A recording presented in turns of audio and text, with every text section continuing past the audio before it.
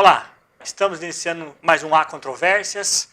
Hoje traremos Luiz Bosco, professor e psicólogo.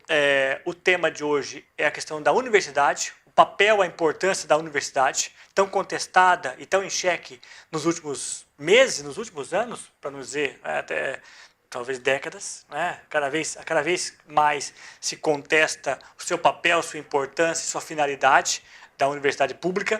E o Luiz está aqui para falar com a gente um pouquinho sobre isso. Primeiro, obrigado, Luiz, mais uma vez pela tua presença. Nós somos já conhecidos há longo tempo, já não é o primeiro programa que você faz com a gente. Trabalha com a questão do suicídio, trabalha com a psicologia social, e também pesquisador, e veio de universidade pública e conhece a universidade pública, não é? Então, Luiz, eu gostaria que você primeiro se apresentasse, para quem não te conhece ainda, né? E para a gente bater um papo sobre isso. Muito obrigado pela presença. Obrigado pelo convite mais uma vez, Maurício. Eu vim da Unesp, no campus de Assis. Lá eu fiz a graduação em psicologia, fiz o mestrado e fiz o doutorado também. Tá. Todo o meu percurso ele é ligado à universidade pública. Atualmente eu leciono em universidade particular, na Unifil aqui de Ourinhos, mas a minha formação veio de universidade pública, né? É ali que eu me formei enquanto profissional, enquanto pesquisador, ali que eu tive a oportunidade, inclusive, de fazer intercâmbio, de estudar idiomas, de estudar outras coisas que não diretamente relacionadas à minha área de pesquisa, mas que formam o perfil do pesquisador. Entendi. Eu acho até que, aproveitando já o gancho, Luiz, que os pesquisadores e os professores são todos classe média. Classe média e classe baixa. Não é? Na área de psicologia, na área de humanas, de forma geral, tal. É muito difícil que nós tivéssemos que pagar a graduação. Eu também venho de graduação pública, de mestrado público, doutorado público. Não teria condições de pagar isso caso fizessem escolas particulares. Financeiramente isso é muito caro e para pouca gente, né? Para uma elite que pode pagar isso, que é muito pequena, né? A gente sabe disso. Então é importante frisar essa questão da importância da escola pública. Né? A universidade pública, Luiz, ela nasce com qual finalidade? Hoje se contesta a ideia de que é público, quer dizer, não presta, é só bagunça lá dentro. Por que nasce a faculdade pública, a universidade pública? Ela nasce no Brasil, né, no começo do século XX, com a ideia de você tentar trazer para o Brasil alguns cursos e a formação que não existiam, poucos engenheiros, poucos advogados, poucos professores. Né? Ela nasce com essa finalidade, o que mais? A universidade pública, ela surge como um projeto de nação. Certo. Dentro de um projeto de nação. Então, as universidades públicas, elas atendem à necessidade de formação de profissionais para o país, mas elas também atendem a necessidades estratégicas dentro de uma ideia de desenvolvimento de soberania nacional, de economia forte, e de uma economia forte que também possa não ser agressiva ao meio ambiente, que não seja exploratória da mão de obra, né? Okay. Esse seria um ideal de universidade, né? Okay. Então, não basta simplesmente nós pensarmos em pesquisas que deem lucro imediato. A universidade ela se preocupa também com aquelas pesquisas de médio e de longo prazo, mas que são de interesse estratégico, seja qual área que for, não somente exatas, não somente ciências biológicas, que a gente está acostumado a pensar como áreas que são lucrativas, né? Entendi. Mas em qualquer área, a universidade pública, ela está em consonância com a execução de políticas maiores dentro de estratégias de governo para o desenvolvimento. Quer dizer, então todos os países que pretendem se desenvolver, essas universidades dão subsídio a isso. Exatamente. Quer dizer, além de fornecer essa mão de obra, não é? Ela também fornece a pesquisa necessária para alguns pontos fundamentais da tecnologia do país, não é? Sim, os países de maior desenvolvimento econômico, maior desenvolvimento industrial, eles investem pesado na universidade e na pesquisa. E principalmente na universidade e na pesquisa pública, estatal. Porque ali o Estado pode gerir dentro daquilo que é interesse do país inteiro que se desenvolva. Né? Entendi. Quer dizer, vamos pensar assim, em áreas que aparentemente, quando a gente pensa nisso em pesquisa, alguns já pensam na questão mais tecnológica e mais de ciência aplicável. Sim. Então o cara pensa assim, em engenharia, ele pensa em matemática, né, ele pensa na questão da robótica e tal, mas ele pensa, bom, tudo bem, mas e aí a filosofia? Né? ele pensa, e a psicologia, que é a sua área? Né? Essas pesquisas ajudam em quê? O que elas promovem? Primeiro que assim, se não fossem as universidades públicas, talvez nós nessas áreas definitivamente não teríamos pesquisa. Ninguém ia investir dinheiro em pesquisas na área de psicologia. Quem faria isso? Ninguém. Então acabaria completamente a pesquisa na psicologia. Numa onda de suicídio, né, aproveitando o gancho que você está aqui, numa onda como nós estamos vendo no Brasil, na nossa região, de suicídio, são as públicas que pesquisam isso, as causas, né, as formas de combate, não é isso? Quer dizer, Sim. Existe pesquisa nas universidades particulares e é importante que elas façam. sim, lógico. Ainda no Brasil, infelizmente, é incipiente. Muito. Nós esperamos que cresça, sim. Tá.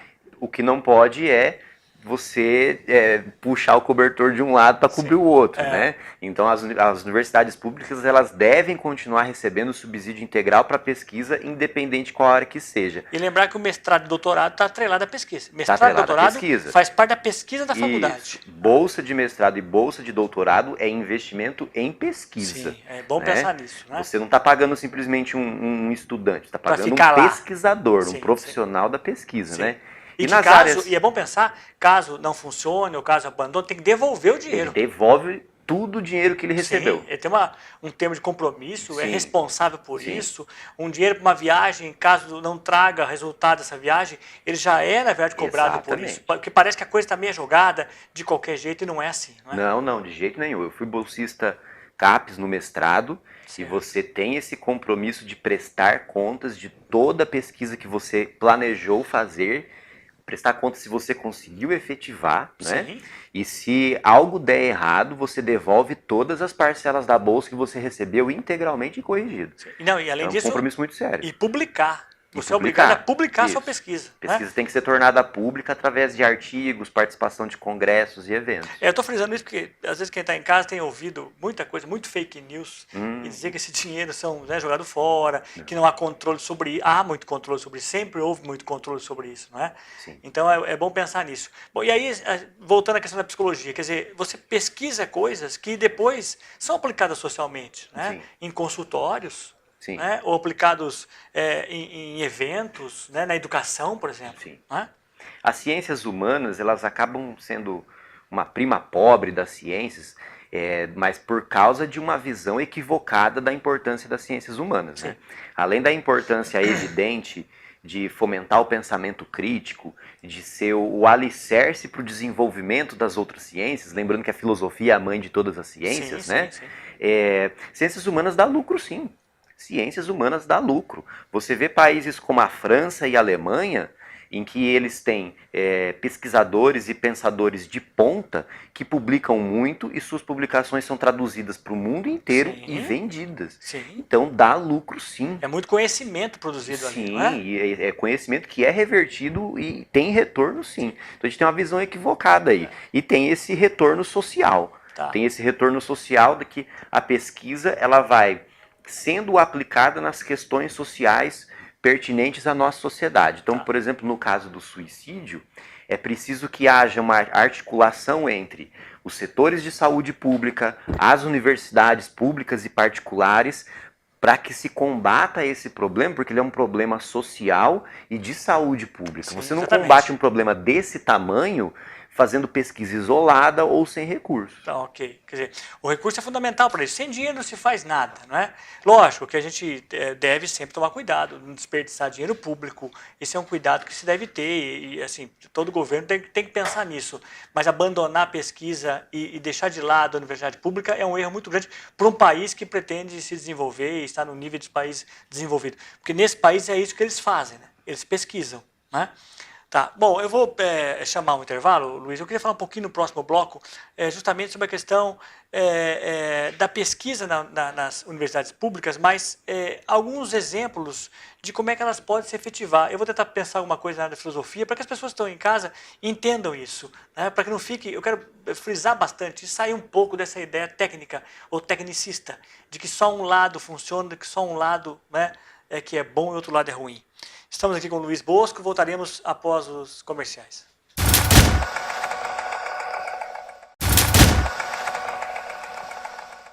Estamos de volta com Há Controvérsias. Hoje temos a presença aqui do professor e psicólogo Luiz Bosco. Estamos falando sobre o papel e a importância da universidade pública. Luiz, no bloco passado, estávamos pensando um pouquinho sobre essa questão da importância das humanas, até porque eu acho que é o que mais tem sofrido ataque nos últimos tempos, né? Humanas, é bom deixar bem claro o que é, né? Humanas lá atrás, ela se separa um pouco, no início das universidades, lá na Idade Média, humanas ela nasce separando um pouco do que é religioso e do que é a pesquisa ligada à questão mais antropológica, mais humana mesmo, né? Hoje a gente separa humanas de exata, né, e de biológica, uma área mais do pensamento, mais filosófica. É mais ou menos isso, né? Bom, essas humanas, como história, por exemplo, né? Pesquisador em história, que tem muito pouco, cada vez menos faculdade de história, porque cada vez menos importância, aparentemente, né? Mas uma pesquisa em história, quanto de nossa história nós não podemos, nós pesquisando, não podemos aplicar em escolas para evitar que cometemos os mesmos erros do passado? Por exemplo, analisar historicamente com um pesquisador adequadamente o que foi a escravidão, por que se permitiu a escravidão, quer dizer, para que não voltemos a errar. O que fez nascer a psicologia, a sociologia e a história, entender o nazismo, aquele momento autoritário, violento, que provocou tudo aquilo. Quer dizer, não vai ser a matemática e a física que estudarão isso. É muito interessante você buscar a história, a ciência da história, como um exemplo, Sim. Porque ela é uma das que está sendo mais atacadas nesse momento que a gente vive no Brasil. Mais atacada. Tem se defendido opiniões sem fundamento histórico nenhum, dizendo que tudo é uma questão de perspectiva ou de orientação ideológica. Sim, e não sim. é. A ciência é uma história, a ciência é uma história, a história é uma ciência, Sim. né? E a ciência tem sua história também. Sim. E ela tem seus métodos peculiares, não são os mesmos das ciências exatas, Lógico. evidentemente, mas ela tem um rigor metodológico. Então a gente não pode passar por cima da pesquisa historiográfica e sair dizendo qualquer coisa. Qualquer coisa. Então, no exemplo dos momentos autoritários de nossa história, é que a gente tem se visto diante de debates impensáveis até não muito tempo atrás, né? A questão, por exemplo, da orientação ideológica do nazismo e do fascismo, que seria supostamente de esquerda, esse é um debate que não tem fundamento historiográfico nenhum. Nem os alemães admitem isso, né? Independente do método historiográfico, é consenso que não é de esquerda, sim, né? Sim. Da mesma maneira sobre a ditadura militar no Brasil de 64, é consenso historiográfico que foi um período repressivo, foi um período antidemocrático. Sim. A gente precisa resgatar a importância das ciências humanas, dentre elas a história, porque a gente corre o risco de repetir erros muito sérios. O Theodor Adorno que fala disso, né? Sim. O risco de se repetir um período autoritário como foi o nazifascismo na Europa. Sim. Né? E que a educação tem que estar toda voltada para evitar isso. Exatamente. Não é? É fundamental a educação tomar para si a missão de não permitir que esses erros se repitam. Você já imaginou, quem está em casa deve imaginar, né? A Alemanha, um país na época desenvolvido, acho que um dos berços da civilização, com valores humanos solidificados naquele momento, de repente aceitam, né, um genocídio monstruoso. O que aconteceu para os alemães aceitarem aquilo? Quem responde isso é as humanas. Né? E as humanas respondem isso com pesquisa. Não responde isso eu acho, eu suponho, né? Mas responde isso baseado numa pesquisa racional, criteriosa. Né? Então a importância das humanas para a sociedade ela é fundamental, até porque senão a técnica vira algo frio, calculista, violento muitas vezes. Né? E é importante a gente lembrar, inclusive, o que aconteceu ali nos 10 anos que antecederam a ascensão de Hitler ao poder na Alemanha, porque houve uma perseguição intensa à classe intelectual, Sim. que foi acontecendo progressivamente. Sim. Não foi subitamente em 33, 34 que isso aconteceu, Foi da noite isso pro foi dia. acontecendo aos poucos, Sim. né? Então, para citar algumas figuras famosas da história, né, a gente tem a perseguição a Freud e a sua obra, Sim. a gente tem a perseguição ao Russell, que foi tirado da reitoria da Universidade de Berlim, Sim. a gente tem a perseguição ao cineasta Fritz Lang, famoso cineasta. Toda a escola de Frankfurt. Toda a escola de Frankfurt, Sim, né? que Então, mudou os Estados Unidos. os movimentos autoritários, eles sempre iniciam com perseguição aos intelectuais. Isso é uma coisa muito importante de ressaltar. Sim, sim. Ou seja, na verdade nós temos que ter subsídio histórico para entender isso e para poder agir. Não é? Sim. É muito importante pensar nisso. Então, Luiz, assim, vamos continuar pensando um pouquinho na questão da universidade. Outra coisa que se fala muito, que eu queria ouvir de você, que passou por universidade, que está na universidade hoje, que é a questão justamente da balbúrdia, né? Como se lá fosse o espaço da bagunça, como se lá fosse o espaço onde os estudantes não fizessem nada além de usar drogas, né? Quer dizer, acho que as pessoas que dizem isso nunca frequentaram a universidade pública para ver que lá dentro você tem muito mais estudo, muito mais discussão, muito mais debate do que bagunça, não é? Existem duas questões aí. Né? Tem 2 pontos aí, né? Um ponto criou-se então uma rede de mentiras sendo disseminadas pelas redes sociais, principalmente pelo WhatsApp, Sim. de que as universidades públicas no Brasil não produzem nada e são mera bagunça. Isso. Então essa é uma completa mentira. As universidades públicas são essenciais para o país permanecer em pé, em vários sentidos. A gente falou até aqui da pesquisa. Mas, por exemplo, eu lembro de um levantamento de uns 10 anos atrás, quando eu ainda morava em Assis, fazia graduação na Unesp de lá, um levantamento econômico. Cidades como Assis, aqui do lado de Ourinhos, certo, que tem um público universitário muito forte e numeroso, elas têm uma economia que gira em torno desse público. Okay. Então, na época foi feito um levantamento, 1/4 da economia de Assis depende dos universitários. Se você quebra a universidade ali, você quebra a cidade junto. Como Jacarezinho, aqui do lado. Jacarezinho, não é? por exemplo. Imagina sem a UEMP. Imagine Ourinho sem as universidades que tem aqui, que no caso não são públicas, mas mesmo assim, mesmo sem a Unesp... Não, mas a FATEC e a Unesp são né? públicas, não é? Então tem esse com professores, lado econômico. Muitos professores Sim. que trabalham, que sustentam famílias, Sim. né? Além dos serviços terceirizados, além dos empregos direto e indireto. Tem o lado social também, porque as universidades promovem pesquisa e extensão, Sim. e isso tem um impacto social muito grande em várias áreas, saúde, educação, tecnologia, várias áreas. O outro aspecto que eu acho importante falar é assim, né? Esse fenômeno das fake news, inclusive essas que atingem a universidade pública, elas são calcadas no puritanismo, sabe? Então, universidades públicas não são essa festa toda que eles estão espalhando, tá? Mas, assim, são ambientes de questionamento, de crítica social e de convívio de jovens, sabe? Então, se tem festas, se tem movimentos literários mais radicais, se tem movimentos artísticos mais radicais, com exposição de nus, por exemplo, são coisas desses espaços de fortalecimento e fomento do pensamento crítico. Perfeito. E aí, então, essa crítica meramente puritana, ela simplesmente nem arranha o tamanho, o tamanho gigantesco da importância que é a produção do pensamento dentro das universidades públicas. E aonde o jovem estiver, vai ter balbúrdia.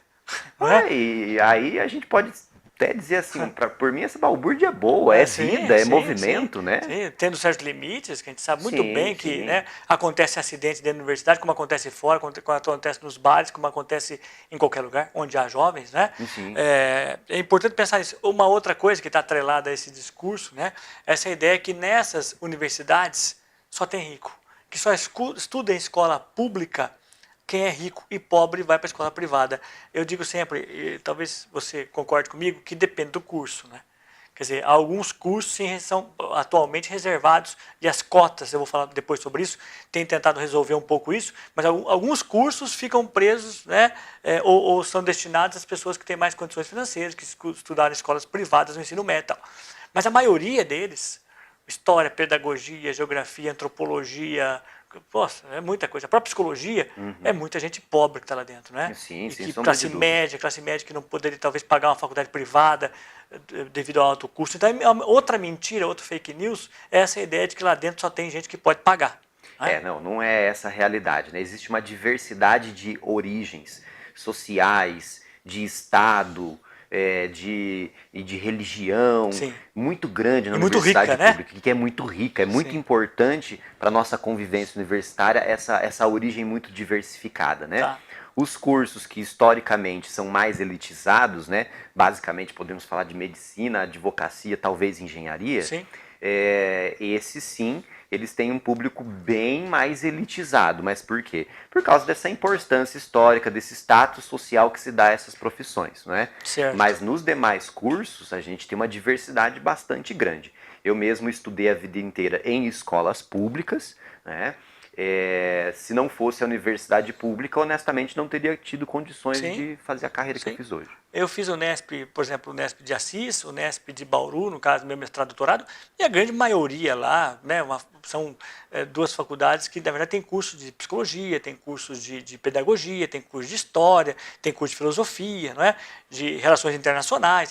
São cursos basicamente de pessoas pobres, pessoas que precisam da universidade pública, que vivem, na verdade, com dificuldade. Né?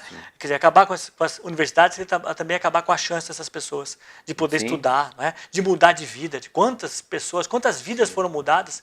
Imagina você sem poder ser o psicólogo brilhante que você é, por questões financeiras. Você falou da balbúrdia, eu lembrei que uma das fake news que rodavam mostravam assim alunos maltrapilhos, sujos, mal cuidados. Tem um pouco de verdade aí, Sim. porque na época que a gente era universitário, Sim. a gente passava necessidade, Sim. passava aperto. Quantas vezes queria comer, né, na cantina, não tinha condições para de comer, jeito passar um nenhum. pouco de fome ali. Você Todo comer mundo. pão com miojo, sim, né? Sim, miojo Então, muito. era essa a nossa Miojo nos realidade. salvou, Né? né? Pelo menos miojo Ali era me uma salvou. minoria que era de elite. Sim, uma minoria. Tá, a gente volta já já. Eu queria antes só frisar uma coisa antes de fechar esse bloco, né? Quer dizer, quantas coisas que a gente de descobertas na área da saúde, descobertas na área da agronomia, né? Na área da odontologia, que são, verifiquem você que está em casa, que são todas elas descobertas em universidades públicas. É lá que se descobre. O INCOR em São Paulo, né? Como né, atrelado à Universidade de Medicina da USP. Até já, voltamos daqui a pouquinho.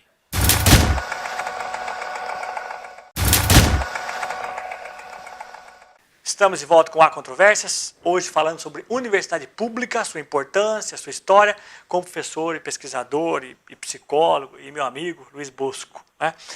Luiz, vamos só pegar um pouquinho do gancho do bloco passado e pensar um pouquinho na questão das cotas. Nós falamos que há um mito pensar que as universidades são públicas, são exclusivamente para ricos, e não são. Né? Alguns cursos são, mas a grande maioria não é. Mas a questão das cotas. Né? As cotas foram criadas e isso funciona? Foram criadas para quê, Luiz? As cotas funcionam, não tenho dúvida disso, né? Nem eu. É disseminado um mito de que as cotas, elas afetam diretamente o sistema meritocrático do vestibular. Bom, o vestibular, seu sistema, ele já deve ser criticado por si só. Lógico. Mas existe uma mentira de que a pessoa, por não conseguir entrar nas características exigidas para a cota, ela não passa do vestibular e acaba deixando passar uma pessoa menos capacitada. Isso é uma mentira, por quê? Nas universidades federais a cota é de 50% e tem um critério claro que é a origem social vindo de escolas públicas, não é? Okay. Dentro dessa cota é que está a cota para negros. Tá. Né? E proporcionalmente a implementação das cotas ao longo dos últimos 15 anos aproximadamente, houve um aumento de oferta de vagas nas universidades federais. Então foram implantadas as cotas, só que aumentaram-se as vagas. Sim. Então quem não se encaixava nos critérios de cotas não ficava sem vaga. Porque tinha mais vaga. Porque tinha mais vaga. Sim. Além disso, é bom pensar também que as cotas, porque isso é uma questão que eu já vi pessoas falando, discutindo. Se o sujeito é negro, né, entra pela cota de negros, mas se ele estudou em escola privada, ele está fora da cota. Em várias universidades adotaram esse critério.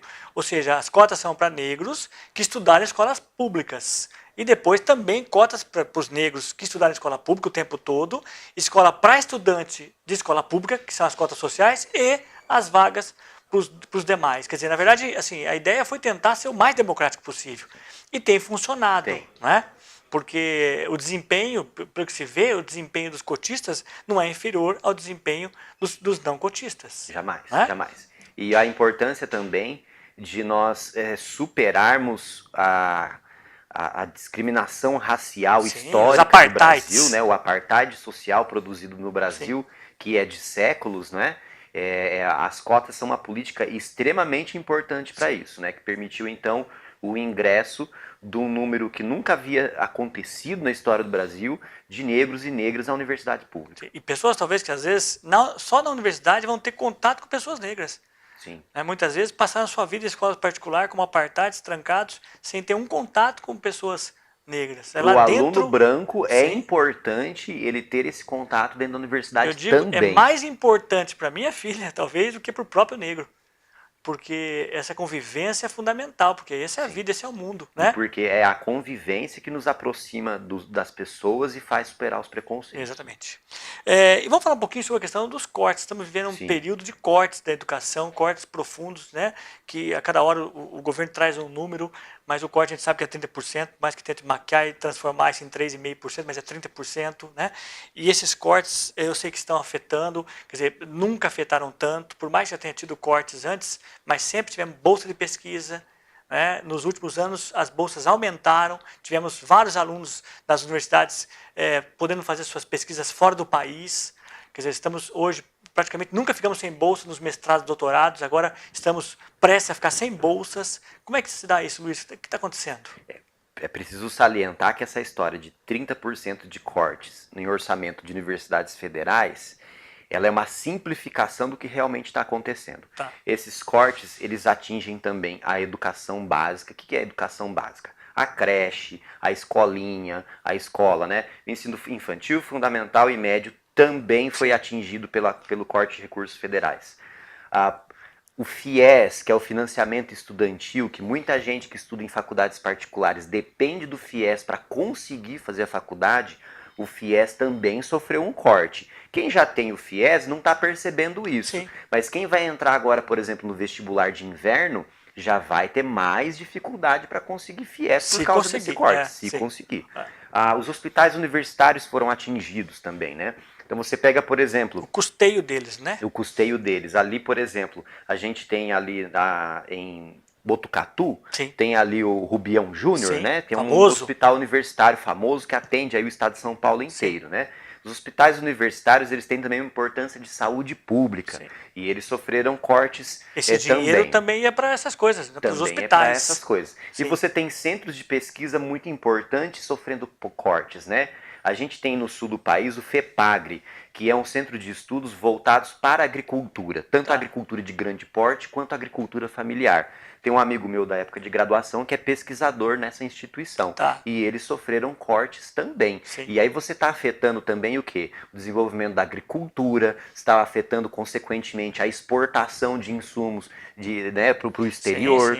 Então você não está só atingindo, como muita gente está pensando, o estudante lá que tem uma bolsa, que não faz nada, que fica o dia inteiro supostamente fumando maconha. É por isso que você foram tá às ruas, afetando a economia do país inteiro com isso. Sim. Quer dizer, vai muito além do que se pode imaginar. Muito além. Você está afetando, na verdade, a formação, a ideia de um projeto de país. De um projeto de um país soberano, que não curva interesse de potências, de um país que é verdadeiramente independente e autônomo. Ele depende da educação para isso. Sim. Porque, queiramos ou não, as grandes descobertas que existem no mundo, desde o touchscreen, desde das baterias de celular, foi feito com financiamento estatal, né? Nas universidades públicas, muitas vezes, e mesmo nas privadas americanas, tal, mas também com financiamento público. E com pesquisas da guerra espacial, com pesquisas, né, da própria NASA, com pesquisas na Europa, do Estado europeu. Quer dizer, quando o próprio computador foi inventado, foi criado o computador, a gente sabe disso, durante a guerra, pelo Estado inglês, que financiou pesquisas, não é? E criou o computador. Quer dizer, então esse corte de pesquisas nos mantém um país atrelado e dependente da tecnologia externa. Sim. Em todos os setores, esses cortes eles vão se refletir. Se não se refletir agora, esse mês, no máximo agosto, quando vira o semestre, a gente vai perceber as tristes consequências disso. A gente está na luta para reverter. Sim, lógico. Vamos continuar na luta. Até porque eu acho que lutar é por isso, quer dizer, para sensibilizar o governo. Quando você pensa em luta, também não se pensa em sair na rua e fazer bagunça. É sensibilização. Dizer, olha, a sociedade está entendendo que isso é democracia. Não é? Tem que saber viver com a democracia. A democracia é viver com o controverso, viver com o questionamento, viver com pessoas na rua, não é? Sim, sim. Eu acho que E as universidades, elas são esse espaço de laboratório da democracia, eu penso isso, é também, bom pensar né? nisso, né? Parte desse ataque se deve ao fato de que eles querem, o atual governo quer um alinhamento ideológico das universidades, Sim. né? Uma espécie de tentativa de troca aí. Porque sabe-se que nas universidades as pessoas desenvolvem um senso democrático, Sim. né? Um senso de participação democrática, porque ali nas universidades eles podem participar de diversas decisões, de diversas instâncias. A gente teria críticas a fazer às Sim, universidades lógico. também, essa Tem democracia muita não é crítica. perfeita lá dentro, Sim, sim. mas é sim um espaço de construção de consciência cidadã, sem dúvida. Eu queria aproveitar, Luiz, nosso tempo vai passando rápido, eu tenho que tocar num assunto que eu acho muito importante, aproveitando você aqui, que é a destruição de uma pessoa importantíssima, de um intelectual importantíssimo no Brasil, pelas fake news, pelas mentiras, pela leitura rasa e pobre, que é do Paulo Freire. Quer dizer que o Paulo Freire destruiu a educação no Brasil é de uma ignorância absurda. Não é? É triste, É triste. muito triste, né? Para começar, assim, não é verdade que o Paulo Freire tenha acompanhado o PT ou qualquer outro governo de esquerda na implantação de políticas públicas. Nada. O Paulo Freire teve uma participação breve na prefeitura da Luísa Erundina, São Paulo. lembra, né? Sim, sim. Uma participação breve, Muito depois breve. ele saiu e entrou o Mário Sérgio Cortella, por sinal, né? Sim. Então, assim, a política pública brasileira de educação, ela não aplicou integralmente as ideias de Paulo Freire nunca. Até porque Paulo Freire não tem um método para ensinar no ensino médio fundamental. É o método de alfabetização de adultos. E também de construção de consciência crítica. Sim. Mas não é ele nunca defendeu uma panaceia para todos os problemas da educação. Sim. É um intelectual extremamente conhecido e respeitado no mundo e Sim. que aqui no Brasil não encontra tanto espaço, infelizmente. Nessa guerra ideológica acabou sendo um alvo talvez fruto da ignorância de muitos que não o leram total sobre sua obra. Tem outro intelectual que eu gostaria de lembrar falando de universidade, que é o Darcy Ribeiro. Sim. Fundador da UNB. Eu até indico um livro para quem está nos assistindo chamado O Povo Brasileiro, que eu acho uma obra-prima. Tem um capítulo desse livro que chama Classe, Cor e Preconceito, do Darcy Ribeiro, que eu acho esse livro talvez a síntese das ideias dele, que é um livro maravilhoso. Darcy Ribeiro é um intelectual importantíssimo, né? E criou a Universidade de Brasília. Sim. Não é? Ele tem aquela famosa fala dele de que ele tentou várias coisas e falhou em todas, né? Ainda bem, ele disse. Mas ainda bem, quer dizer, o legado do que a gente constrói na universidade, através da pesquisa, através da nossa aula, através das nossas pequenas e grandes lutas, através da extensão, através da produção bibliográfica. É um legado que talvez a gente não veja resultados imediatos, Sim.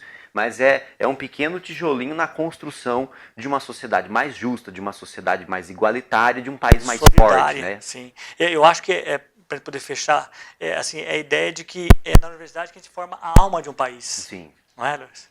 Sim, exatamente. Bom, eu queria só agradecer novamente, você vem para cá e dá uma aula sempre, né? Eu acho importante a gente fazer isso de vez em quando, né? Retomar um pouquinho essas aulas. Se você quiser dizer alguma coisa, fica à vontade. Eu agradeço por estar aqui mais uma vez, sempre prazerosa essa nossa parceria intelectual e espero poder voltar aqui mais vezes. Assim que quiser. Muito obrigado por você que esteve em casa, está em casa nos assistindo.